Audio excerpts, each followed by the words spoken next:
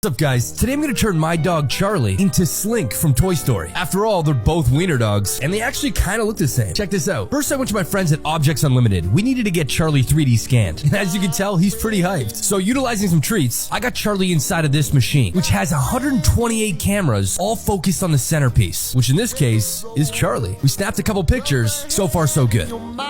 Next, it gets sent off to Andrew, who's a designer at Objects Unlimited. His job is to make this into a 3D file, but to clean up any areas that the cameras may have missed. So he's touching up Charlie's nose, a little parts of his ear, but just in general, make this as nice as possible before it gets 3D printed. Next, we slice off the top and bottom half of Charlie and delete the center part.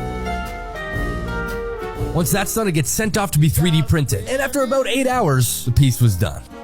So using a vacuum, all the surrounding powder gets sucked up and recycled for the next print. And after a couple minutes, Charlie's two halves are finally revealed, but they're covered in powder. So both pieces then get air blasted to clean up any extra powder that's on the surface. After most of the excess dust has been removed, it's time for the post-processing, which does take a little bit of time. So Ryan here from Objects Unlimited uses an assortment of tools that go on a Dremel, and his job is to basically polish up this piece and remove any extra fine dust that might get stuck in the cracks. Once that's done, Charlie's two halves then get soaked in super glue. Right now the piece is very absorbent, so by soaking it in super glue, it's gonna suck it all up and make it a lot stronger, while at the same time really saturating the colors. Next, using some high grit sandpaper, any blemishes or sharp edges from the print get sanded down. And I know this looks like we're going backwards, but the next step, where he gets soaked in a hot wax, removes any of the blemishes from the sandpaper, and at the same time making the piece even stronger, like this.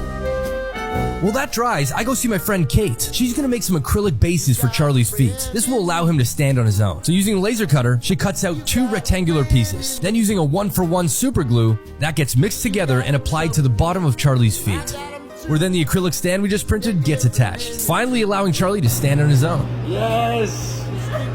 The fun part about this process is I can see what Charlie would look like with a really small body. Next up, Charlie's two halves get wrapped up and sent off to me. Now it's time to add the Slinky body.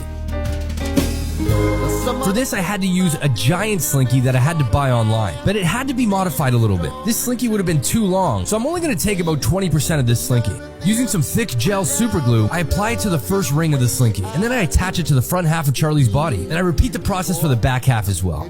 And just like that, I've created Slink from Toy Story from a 3D scan of my own wiener dog. Let's see what he thinks. I'll be honest, he was not a fan of this. He just kept staring at it from afar, not sure what to think of it. But it came out so great. Big shout out to my friends at Objects Unlimited for helping me bring this to life. Be sure to like and follow for more fun DIYs. Thank you guys so much for watching, and I'll catch you in the next one.